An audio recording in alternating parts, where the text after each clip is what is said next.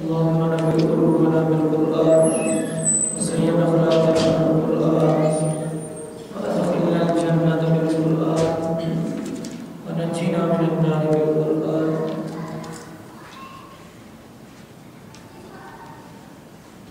مولاي صل وسلم دائما أبدا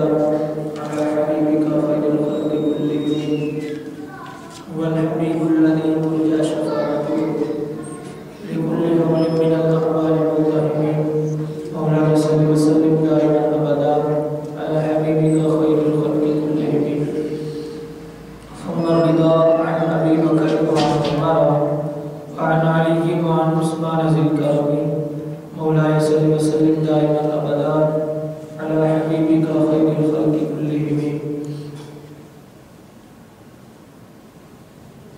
يا رب بالمصطفى بلغ مقاصدنا، يا رب بالمصطفى بلغ مقاصدنا، واغفر لنا ما مضى يا واسع الكرم. مولاي صل وسلم دائما أبدا على حبيبك خير الخلق كلهم. يا رسول الله انظر حالنا، يا حبيب الله اسمع قالنا، إننا في بحر هم مغرق خذ يدي سهل لنا أشكالنا. قال الله تعالى وتبارك وتعالى في شأن حبيبه الكريم الأمين: إن الله وملائكته يصلون على النبي يا أيها الذين آمنوا صلوا عليه وسلموا تسليما. الصلاة والسلام عليك يا رسول الله وعلى آلك وأصحابك يا حبيب الله. الصلاة والسلام عليك يا نبي الله وعلى آلك وأصحابك يا نور الله. الصلاة والسلام عليك يا رحمة للعالمين وعلى آلك وأصحابك يا شفيع المسلمين. الصلاة والسلام عليك يا إمام الأنبياء والمرسلين وعلى آلك وأصحابك يا جد الحسن والحسين. یہ اصل مکان ہے وہی لا مکان ہے، مکان کیا شے انداز بیاں ہے، خضر کیا بتائے کیا بتلائے، گر ماہی کہے دریا کہاں ہے، مٹا دیا میرے ساقی نے میرا عالم و من تو بلا کے مجھ کو میں لا الہ الا ہوں. اے کاش کروں میں بندگی تیرے در کی، کرم ہو تو کروں زیارت تیرے در کی، بخشش کا مطالب آقا میں تجھ سے، ہو جائے نصیب شفاعت تیرے در کی. یہ گدا عثمان یہی کہتا رہے ہر دم، بنوں سب تیرے در کا اور کروں خادمی تیرے در کی. اللہ کریم کے کرم سے جمعہ المبارک کا عظیم دن اور رمضان المبارک کا آخری جمعہ، جمعہ الوداع، جس میں اللہ کریم نے ہم پر مزید کرم فرمایا تو ہمیں ایک روزہ عطا فرمایا. اللہ کریم اس کی برکت سے تمام ایمان والوں کو مالا مال فرمائے. آج کے دن انشاءاللہ عزوجل کچھ اپنے آپ کو جھنجھوڑنے کی کوشش کریں گے. قیامت کے منظر کو کچھ الفاظ کے اندر بیان کرنے کی کوشش کی جائے گی تاکہ اس منظر کو دیکھ کر ہمارا ایمان کامل ہو سکے، خوف خدا پیدا ہو سکے. قیامت حقیقت میں ایک کٹھن دن ہوگا تمام لوگوں کے لیے. اس کے اندر بے شمار اللہ کی آزمائشیں ہوں گی. اس سے پہلے کہ وہ اسباب جو ہمارے درمیان موجود ہیں جن سے کل قیامت کے دن ہمیں مشکل ہو سکتی ہے، اس کا سب سے پہلا سبب اللہ کریم نے قرآن پاک میں ارشاد فرمایا ہے سورۃ التکاثر میں کہ انسان قیامت کو بھول جاتا ہے، اس کی ہولناکیوں کو یاد نہیں کرتا. اس سے پہلے یہ عرض کر دوں کہ نبی پاک صلی اللہ علیہ وسلم کے زمانہ اقدس میں، زمانہ تو اب بھی آپ کا ہے لیکن جب آپ ظاہری حیات تھے کافر قیامت کا مذاق اڑایا کرتے تھے کہ قیامت ہے ہی نہیں، قیامت کا کوئی حساب و کتاب نہیں۔ آج بھی کچھ لوگ ہیں قیامت کو مذاق سمجھتے ہیں کہ قبر کا عذاب، قیامت کا عذاب، اس کو مذاق لے کر اپنی زندگی کو عیش و عشرت میں سیکولرزم کے اندر لے کے اپنی زندگی گزارنے کی کوشش کرتے ہیں، کیونکہ ان کی نظر میں قیامت کچھ نہیں، ان کی نظر میں عذاب قبر کچھ نہیں، تو وہ سمجھتے ہیں صرف دنیا کی زندگی ہے۔ یہ حقیقت ہے کہ اللہ کریم خود فرماتا ہے کہ دنیا کی زندگی کافر کے لیے ایک جنت ہے، اس کے لیے یہی سب کچھ ہے، یہی عیش و عشرت اس کے لیے سب کچھ ہے۔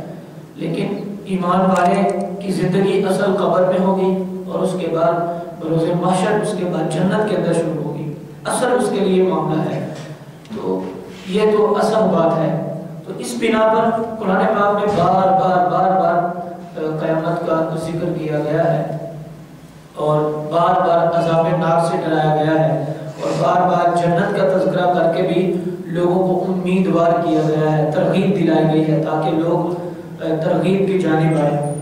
اللہ کریم سورۃ التکاثر کی پہلی آیت میں ارشاد فرماتا ہے الہاکم التکاثر، تم میں سے اکثر لوگ مال کی زیادہ طلبی یا مال کی زیادہ طلبی کے اندر، اس کی محبت کے اندر گرفتار ہونے کی وجہ سے اکثر لوگ تم میں سے ہلاک ہو گئے۔ یہ ہلاکت کا سبب مال سے اتنی محبت کر لینا کہ بندہ آخرت کو بھول جائے۔ تو اللہ کریم نے فرمایا قیامت کو بھولنے کا سب سے پہلا سبب اور بڑا سبب انسان کا یہ ہے کہ وہ مال کی محبت میں رہتا ہے، مال کی محبت سے برا دنیا کی محبت میں رہتا ہے، اور اسی بنا پر وہ قیامت کو، اللہ کے عذاب کو بھول جاتا ہے۔ فرعون نے، حالانکہ اللہ پاک نے اس کو اتنی نعمتیں عطا فرمائی، لیکن خدائی کا دعویٰ کیوں کیا؟ اس کے پاس مال اتنا زیادہ آ گیا کہ اس مال کی زیادتی کی وجہ سے وہ اس کی محبت میں گرفتار ہو گیا، پھر اس نے اللہ کو بھلا دیا، خوف خدا کو ترک کر دیا،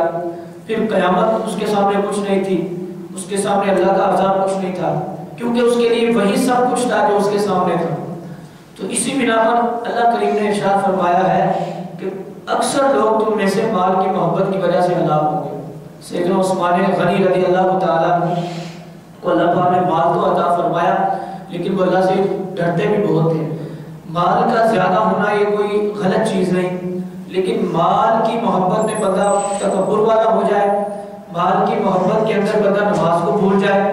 مال کی محبت کے اندر بندہ نیکوکاری کو بھول جائے، تو یہ خراب چیز ہے، اسی کی مذمت بیان کی گئی ہے۔ عثمان غنی رضی اللہ تعالیٰ مالدار تھے، لیکن ساتھ ساتھ خوف خدا والے بھی تھے، اس مال کو اللہ کی راہ میں خرچ بھی کرتے تھے۔ اور آپ کے بارے میں آتا ہے کہ جب آپ قبرستان جاتے تو اتنا روتے قبر والوں کو دیکھ دیکھ کر کہ آپ کی داڑھی مبارک تر ہو جاتی، تو صحابہ پوچھتے اے امیر المومنین آپ اتنا روتے کیوں ہیں، اور اتنا روتے ہیں کہ آپ کی داڑھی تر ہو جاتی ہے؟ تو آپ فرماتے یہ قبر پہلی منزل ہے، اگر کوئی اس سے نجات پا جائے گا تو قیامت کے دن اللہ پاک اس کے لیے آسانیاں عطا فرما دے گا۔ یعنی دنیا کے اندر جس نے اچھے اعمال کیے تو قبر اس کے لیے اچھی ہوگی، جب قبر اچھی ہو جائے گی تو قیامت کے معاملات بھی اچھے ہو جائیں گے۔ سب سے پہلے قبر کا معاملہ کیا ہوگا؟ قبر کے معاملے کے بارے میں قرآن پاک نے بھی بیان فرمایا، اور اس کے ساتھ ساتھ اللہ کریم کے حبیب صلی اللہ علیہ وسلم نے بار بار اس کا تذکرہ فرمایا کہ قبر کی جب پہلی رات ہوتی ہے اندھیرا ہی اندھیرا ہوتا ہے،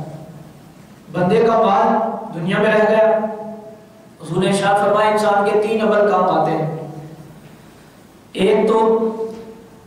وہ عمل جو اس نے کیا ہو اللہ کی رضا کے لیے، وہ اس کے ساتھ جائے گا، ایک اس نے برا عمل کیا ہے وہ بھی ساتھ جائے گا، لیکن کچھ ایسے اعمال ہوتے ہیں وہ ساتھ نہیں جائیں گے، جیسے دنیا والوں سے محبت پیار، رشتہ داری، یہ سارے معاملات یہ ہمارے یہاں پہ رہ جائیں گے،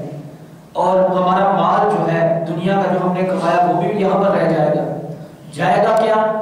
اچھا عمل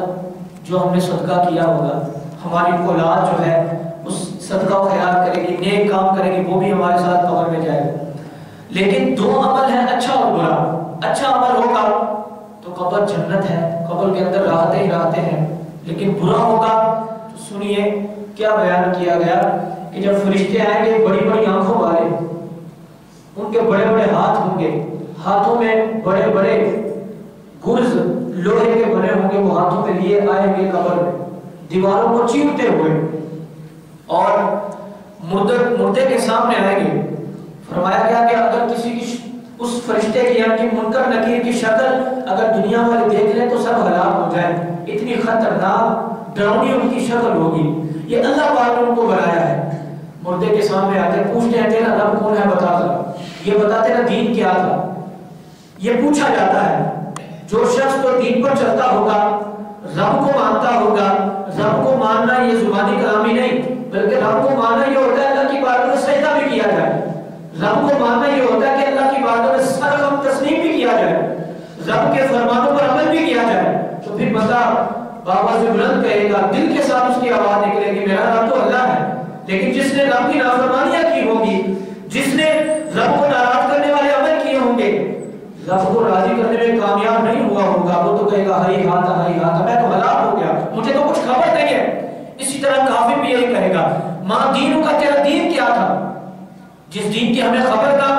جس دین کے بارے میں ہمیں پتہ نہیں کہ یہ دین ہمیں حلال کس چیز کا حکم دیتا ہے اور حرام کس چیز کے بارے میں کہتا ہے، جس دین کی ہمیں خبر نہ ہو کہ کیا ہمیں یہ چیز کا حکم دیتا ہے کس چیز سے منع کرتا ہے، کیا ہم اس دین کا جواب دے سکیں گے؟ نہیں، اس دین کا وہی جواب دے گا جس کو دین کے بارے میں پتا ہوگا، قرآن کے احکامات کے بارے میں پتا ہوگا، حدیث پاک کے احکامات کے بارے میں، حضور کے قول حضور کے فعل کے بارے میں پتا ہوگا۔ وہ تو بآواز بلند کہے گا میرا دین تو اسلام ہے کیونکہ میں عمل کرتا رہا اور مجھے پتا بھی ہوگا۔ لیکن جس کو پتا نہیں ہوگا وہ کہے گا ہری ہاتھ مجھے تو خبر نہیں ہے، مجھے پتا نہیں۔ پھر اس کے ساتھ بھلا کیا ہوگا؟ حدیث پاک میں فرمایا گیا کہ اللہ کریم وہ جو قبر کی دیواریں ہوں گی ان دیواروں کو آپس میں ملا دے گا، حتیٰ کہ اس پر اتنا عذاب، ابھی قبر کا مرحلہ ہے، قبر کا معاملہ ہے، اتنا بڑا عذاب اس پر اللہ کا نازل ہوگا کہ اس کے جسم کی ہڈیاں پسلیاں ایک دوسرے پہ پیوست ہو جائیں گی، ایک دوسرے پہ مل جائیں گی۔ وہ اسی چیخ و پکار میں رہے گا، نہ اس کی کوئی مدد کرنے والا ہوگا، نہ اس کی کوئی فریاد سننے والا ہوگا، نہ تو کوئی مددگار بھیجنے والا ہوگا، وہاں تو اللہ کی مدد ہوگی۔ لیکن نافرمانیوں کے سبب اللہ کو ناراض کرنے کی وجہ سے یہ عذاب ابھی ابتدا ہے، عذاب قبر ہے، اس کی ہڈیاں پسلیاں ایک دوسرے میں پیوست ہو جائیں گی۔ پھر اللہ پاک اس کے لیے گنجا سانپ مسلط کر دے گا، وہ سانپ اس کو ڈسے گا مسلسل۔ یہ الفاظی بیان نہیں، اگر اپنے گریبان میں جھانکیں، اپنے اعمال کو سوچ کر ان الفاظ کی طرف توجہ کریں، ہو سکتا ہے خوف خدا پیدا ہو جائے۔ وہ سانپ بچھو وہ اللہ کا عذاب لے کر آ جائیں گے، وہ اللہ کا عذاب لے کر آئیں گے۔ وہ جو رشوت خور ہوگا اس کے لیے بھی عذاب ہوگا، وہ جو حرام کمانے والا ہوگا اس کے لیے بھی عذاب ہوگا، وہ جو جھوٹ بولنے والا ہوگا اس کے لیے بھی عذاب ہوگا، جو نماز کی پابندی نہیں کرتا ہوگا اس کے لیے بھی عذاب ہوگا۔ البتہ غیبت، جھوٹ، چغلی، وعدہ خلافی اور لوگوں کو دل آزاری کرنے والا جو ہوگا اس کے لیے بھی عذاب ہوگا۔ تو یہ عذابات ہر اس شخص کے لیے ہوگا کہ جو رب کی نافرمانی کرتا ہوگا۔ تو اس لیے وہ دن کہ جس دن میرے ساتھ نہ میرا دوست ہو، جس وقت جس رات کوئی چاندنی نہیں ہوگی، کوئی لائٹ نہیں ہوگی، اگر نور چمک سکتا ہوگا تو میرے اعمال کی وجہ سے چمکے گا، وہ قبر اگر روشن ہوگی تو میری نماز پڑھنے کی وجہ سے روشن ہوگی، قرآن کی تلاوت کرنے کی وجہ سے روشن ہوگی۔ ہاں یہ معاملہ چلتے رہیں گے۔ اس لیے صحابہ کرام علیہ رضوان نے عذاب قبر کو بڑی اہمیت دی کہ اگر کوئی عذاب قبر سے نجات پا جائے گا، عذاب قبر کسی سے دور ہو جائے گا تو کل قیامت کے دن کا مرحلہ بھی اس کے لیے بہتر ہوگا۔ تو اس لیے فرمایا گیا الہاکم التکاثر، تم میں سے اکثر لوگ مال کی محبت کی وجہ سے ہلاک ہوئے، حتی زرتم المقابر، مال کی محبت میں لگے رہے، مال کی محبت میں گرفتار رہے، ان کو آخرت کی فکر نہ رہی۔ تو ایک دن آیا، فرشتے کا بلاوا آ گیا، اسرائیل آ گئے، اسرائیل نے آ کے روح قبض کر لی، حتیٰ کہ اللہ فرماتا ہے انہوں نے قبروں کا منہ دیکھ لیا۔ یہ ہے زندگی ہماری۔ بڑے بڑے جاہ و جلال کے مالک جو اپنے آپ کو پتہ نہیں کیا سے کیا سمجھتے ہیں، لیکن ان کا مال کام نہیں آتا، ان کی دنیا کام نہیں آتی، جب ان کو بلاوا آ جاتا ہے جانا ہی پڑتا ہے۔ دیکھیں بندہ کتنا تکبر والا ہے۔ اللہ کو فرماتا ہے کلا سوف تعلمون، ہاں جلد تم جان جاؤ گے، جلد، ثم کلا سوف تعلمون، پھر فرمایا ہاں جان جاؤ گے تم کس چیز کو، جہنم کو، میرے عذاب کو جان جاؤ گے، ابھی تمہیں فکر نہیں ہے۔ بندہ کتنا تکبر والا ہوتا ہے۔ یہ جسم جب زندہ ہوتا ہے تو اس جسم کے اوپر مکھی نہیں بیٹھنے دیتا، بندہ مچھر نہیں بیٹھنے دیتا، کوشش کرتا ہے کہ اپنے جسم کو ہر سہولت دے۔ بندہ اتنا تکبر والا ہوتا ہے، مال کی محبت کے اندر یہ قمیض بندہ اتار کر یہاں لٹکا دے، اس کی کوئی حیثیت نہیں ہوتی، اس کپڑے کی کوئی حیثیت نہیں، لیکن اسی قمیض کو بندہ اپنے جسم پہ پہن لیتا تو بندہ اکڑنا شروع ہو جاتا ہے۔ بندہ تکبر کرتا ہے اپنے جسم پر، اپنے مال پر۔ یہی چپل ایسے رکھی ہو، کوئی پہننے والا اس کی کوئی اہمیت نہیں، کوئی پہن لے پھر تکبر آ جاتا ہے۔ تو انسان کی اہمیت ہے، لیکن یاد رکھیں جب یہی انسان مردہ ہو جاتا ہے، جب اس کا جسم کسی کام کا نہیں رہتا، وہی ہمارے گھر والے اور وہی میرا مال اسباب جس کی وجہ سے میں فخر کرتا تھا، میرے اندر تکبر آتا تھا، میں لوگوں کے اندر اپنے آپ کو بڑا سمجھتا تھا، آج جب میں مردہ ہو گیا، نہ میرا مال کام آیا، نہ میرے دوستوں احباب، نہ میرے گھر والے، اور وہی میرے گھر والے مجھے 5 7 8 گھنٹے 10 گھنٹے گھر میں بڑی مشکل سے رکھتے ہیں، مجبور ہو کر کہتے ہیں کروڑ پتی تو تھا، ارب پتی تھا، لاکھوں کماتا تھا، ہزاروں کماتا تھا، لیکن اب ہمارے کام کا نہیں رہا، اس کو اٹھاؤ مٹی میں ڈالاؤ۔ جس مٹی کو بندہ اپنے جسم سے دور رکھتا ہے، آج اسی منو مٹی کے نیچے بندہ دفن ہونے کے لیے تیار ہو جاتا ہے۔ کہتے ہیں کہ جب بندے کو موت آتی ہے، موت کے وقت جب اسرائیل علیہ السلام روح قبض کرتے ہیں، وہ آہوزاری کرتا ہے، بندہ آہوزاری کرتا ہے، لیکن انسان اور جنات کے علاوہ اس کی آواز کو کوئی نہیں سنتا۔ انسان اور جن نہیں سنتے، باقی ہر اللہ کی مخلوق اس کی آواز سنتی ہے، لیکن انسان قریب ہو کر، قریب رہتا ہے، اس کا بھائی قریب ہوتا ہے، اس کے گھر والے قریب ہوتے ہیں، وہ آواز دیتا ہے، ان کو نام سے پکارتا ہے، مردہ جسم جو ہوتا ہے، لیکن اس کی کوئی فریاد نہیں سنتا۔ جب اس کو چارپائی پہ اٹھا کر کلمہ شہادت پڑھتے ہوئے قبرستان میں لے جاتے ہیں، وہ چارپائی کے اوپر لیتے ہوئے آوازانی کرتا ہے، فریاد کرتا ہے، مجھے کہاں لے کے جا رہے ہو، مجھے کہاں لے کے جا رہے ہو، نام لے لے کے پکارتا ہے جو اس کے قریب ہوتا ہے، لیکن کوئی اس کی فریاد سنتا نہیں۔ اللہ پاک نے انسان کو یہ طاقت نہیں عطا فرمائی، جب حتیٰ کہ جنازہ پڑھنے کے بعد جب اس کو دفنایا جاتا پھر وہ پکار کرتا ہے، حتیٰ کہ جب قبر میں دفنا لیا جاتا ہے، حضور کا بھی فرمان ہے کہ دفنانے کے بعد اگر کوئی اس کا رشتہ دار قریب ہوتا ہے، وہ جس طرح دنیا کی زندگی میں بندوں کو پہچانتا تھا، اسی طرح قبر کے اندر بھی ان کو پہچان رہا ہوتا ہے، ان کو فریاد کر رہا ہوتا ہے۔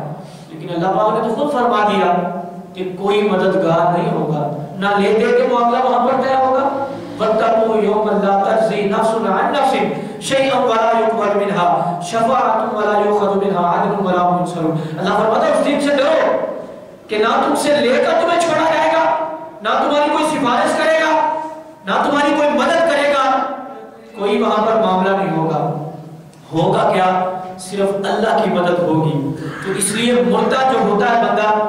پہلے بڑے کام کا ہوتا ہے، اب ناکام ہو چکا ہوتا ہے۔ یہ قبر کا معاملہ ہے، قبر کے اندر اس طرح کے عذابات ہوں گے، تو اللہ کریم ہم سب کو عذاب قبر سے محفوظ فرمائے، دعا یہی کرتے ہیں۔ لیکن آگے ابھی ایک اور منزل باقی ہے، ابھی حساب و کتاب کا سلسلہ ایک اور باقی ہے، وہ قیامت کا منظر، قیامت کی نشانیاں جو آ چکی ہیں، اس کا ظہور دن بدن ہوتا جا رہا ہے، ہمارے علم کی کمی کی وجہ سے، ماں باپ کی نافرمانی کی وجہ سے، اور اس کے علاوہ ہر بڑا گناہ کرنے کی وجہ سے، چھوٹا گناہ کرنے کی وجہ سے، اور دن بدن قیامت کی نشانیوں کا ظہور ہوتا جا رہا ہے، قیامت ہماری قریب ہوتی جا رہی ہے۔ وہ قیامت کے جس کے بارے میں کہا القاریہ ما القاریہ وما ادراک ما القاریہ، وہ دل دہلا دینے والی، تم نے کیا جانا وہ کیا ہے، کہ جس دن پہاڑ اون کی طرح ہو جائیں گے اور وہ اڑ جائیں گے، جس طرح ہوا آتی ہے تو اون رکھی ہو تو وہ اڑ جاتی ہے کیونکہ اس کا وزن نہیں ہوتا، اس طرح جب قیامت آئے گی پہاڑ بھی ایسے اڑ جائیں گے روئی کی طرح۔ یہ اللہ پاک نے قیامت کے منظر کو بیان کیا کہ اس سے پہلے یہ معاملہ ہوگا۔ پھر وہاں پر جب قبروں سے اٹھایا جائے گا،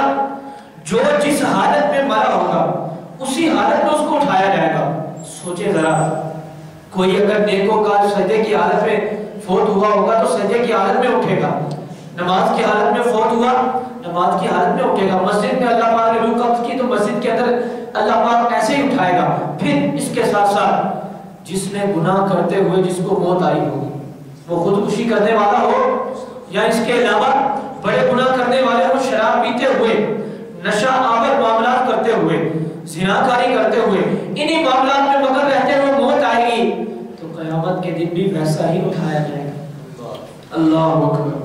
اب دیکھیں وہ عذاب اور جزا کا سلسلہ تو بھی بات کا ہے، ابھی ہم قبر سے اٹھ رہے ہیں تو اس وقت سب کو پتا چل جائے گا کون کس پانی میں تھا، ظاہر اچھا تھا باطن برا تھا، ظاہر میں بڑے اللہ کے ولی بنے پھرتے تھے، ظاہر میں لوگوں کو بڑا لیکچر دیتے تھے، میں بڑا سچا انسان ہوں، ہر بندہ کہہ رہا ہوتا مجھ سے سچا کوئی نہیں ہے، میں سچی بات کرتا ہوں، میں تو غیبت نہیں کرتا، میں تو جھوٹ نہیں بولتا، میں تو چغلی نہیں کرتا، ہر بندہ یہ لیکچر دے رہا ہوتا ہے، لیکن پتہ چل جائے گا کل قیامت کے دن کون کس پانی میں تھا، کس کے اعمال کیسے تھے۔ جب قبروں سے اٹھایا جائے گا، قبروں سے اٹھ جائیں گے، قیامت ہر شخص جو قبر سے اٹھے گا وہ میدان محشر کی طرف خود بخود جا رہا ہوگا۔ یہ اللہ پاک نے یہ نظام ایسا بنایا ہوگا، جب میدان محشر میں سب لوگ جمع ہو جائیں گے، کتنی مخلوق ہے، انسانوں کو بنایا اللہ پاک نے، کتنی تعداد ہے، وہاں پر سب کے سب جمع ہو جائیں گے۔ اللہ اکبر۔ وہاں کے بارے میں بیان کیا گیا کہ اپنے اعمال کی وجہ سے، گناہوں کی وجہ سے کسی کا پسینہ اس کے ٹخنوں تک ہوگا، جس نے زیادہ گناہ کیے ہوں گے اس کا پسینہ گھٹنوں تک ہوگا، جس نے اور گناہ کیے ہوں گے اس کا پسینہ شرمگاہ تک ہوگا، جس نے اور گناہ کیے اس کا پسینہ ناف تک ہوگا، جس نے اور گناہ کیے ہوں گے اس کا پسینہ منہ تک آتا ہوگا، حتیٰ کہ کہا گیا جس نے گناہوں میں ہی زندگی گزاری وہ کافر ہو یا گناہوں میں زندگی گزارتا رہا ہو، اس کا پسینہ اس کے سر تک آتا ہوگا، اس کا پورا جسم پسینے کے اندر شرابور ہوگا، سورج سوابل پر ہوگا، زمین تانبے جیسی ہوگی۔ آج مجھے بتائیں، آج اگر سورج قریب ہو، گرمی سخت ہو، اور جب گرمی سخت ہوتی ہے جون جولائی کی تو ہم سے برداشت نہیں ہوتا اور ہم بار بار پانی پیتے ہیں، تو اس دن قیامت کے دن آج لاکھوں میل دور ہم سے سورج ہے، لیکن اس دن 1.25 میل پر ہوگا اور زمین تانبے جیسی ہو جائے گی۔ اللہ اکبر۔ وہاں پر آپ بتائیں، ذرا سوچیں، سورج اگر قریب ہو جائے 1.25 میل پر، اور پھر ابھی یاد رکھیں ابھی دنیا کے اندر سورج کا الٹا رخ ہے تو اتنی گرمی ہے، کل قیامت کے دن سورج کا سیدھا رخ ہوگا اور 1.25 میل پر ہوگا، زمین تانبے جیسی ہوگی، اس طرح پسینے میں شرابور بندہ ہوگا، تو وہاں پر کوئی ادھر جا رہا ہوگا، کوئی ادھر جا رہا ہوگا، مددگار تلاش کر رہا ہوگا، ہر بندہ مددگار تلاش کرے گا۔ یہ کہا گیا 50,000 سال کا دن ہوگا قیامت کا، اسی عالم میں آدھے سے زیادہ دن گزر جائے گا، لوگ پریشان ہوں گے، حساب و کتاب کا سلسلہ کب شروع ہوگا؟ یعنی 50,000 سال کا دن ہوگا تو آدھے سے زیادہ دن ایسے گزر جائے گا، لوگ پریشان ہوں گے کیا کریں انتظار کے اندر۔ مجھے بتائیں، اگر کسی آفس میں ہم گئے ہوں کسی کام کے لیے، 4 گھنٹے انتظار کرنا پڑے، کام کرانا مشکل نہیں ہوتا لیکن انتظار کرنا اس سے زیادہ مشکل ہوتا ہے، تو قیامت والے دن جب انتظار کرنا پڑے گا حساب و کتاب سے بھی زیادہ وہ مشکل مرحلہ ہوگا۔ جب آدھے سے زیادہ دن گزر جائے گا، لوگ سوچیں گے یار مل کر مشورہ کریں گے، ایسا کرتے ہیں آدم علیہ السلام کے پاس جاتے ہیں، ان سے کہتے ہیں کہ آپ سردار ہیں انسانیت کے، ہم سب کے باپ ہیں، آپ اللہ کی بارگاہ میں عرض کریں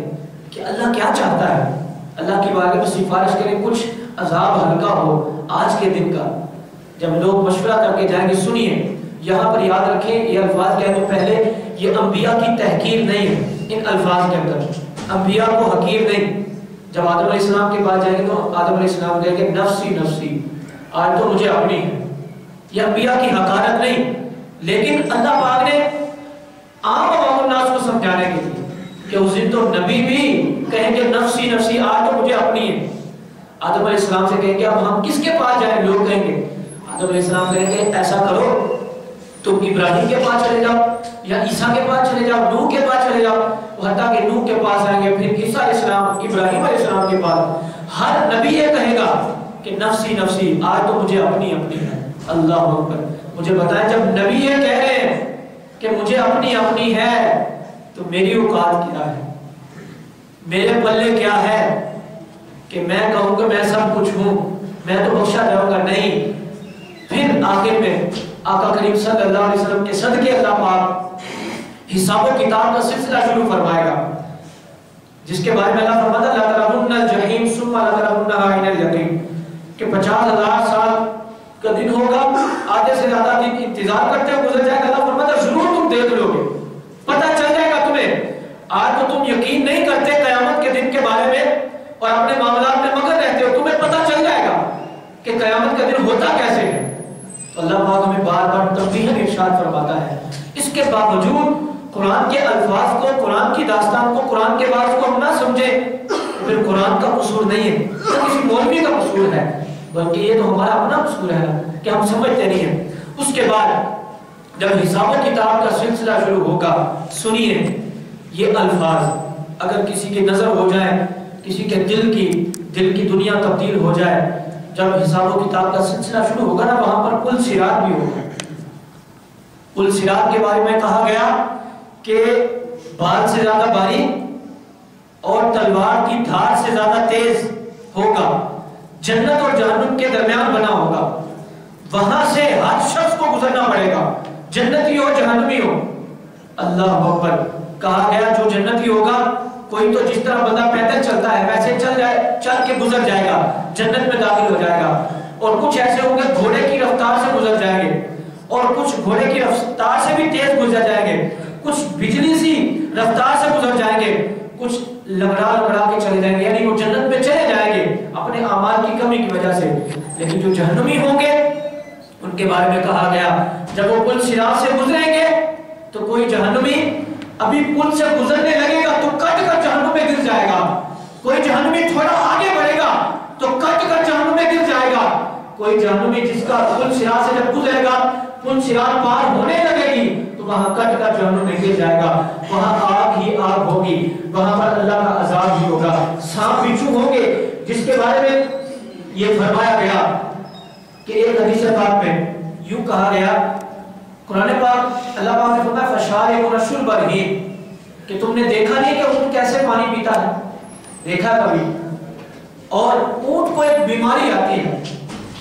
وہ بیماری بڑی خطرناک ہوتی ہے، اس بیماری کا نام عربی کے اندر حیام کہا جاتا ہے، بڑی خطرناک بیماری۔ جب اس کو یہ بیماری آتی ہے تو وہ سورج کی طرف دیکھتا رہتا ہے اونٹ، اور پھر کھاتا پیتا نہیں،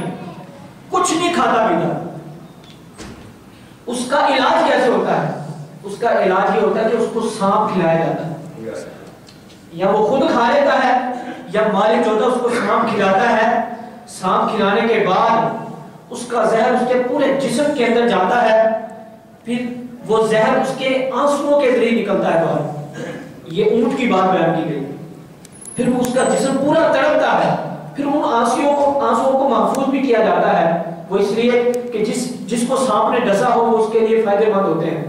یہ آپ اندازہ کریں کہ اس کو بیماری آتی ہے، سورج کی جانب دیکھتا رہتا ہے، منہ اٹھا کر سانپ کھلایا جاتا ہے، اس کا پورا جسم تڑپتا ہے۔ اللہ فرماتا ہے افلا ينظرون الى الابل كيف خلقت کہ ہم نے اونٹ کو بنایا۔ یاد رکھو کل قیامت کا دن ہوگا جب تم جہنم میں چلے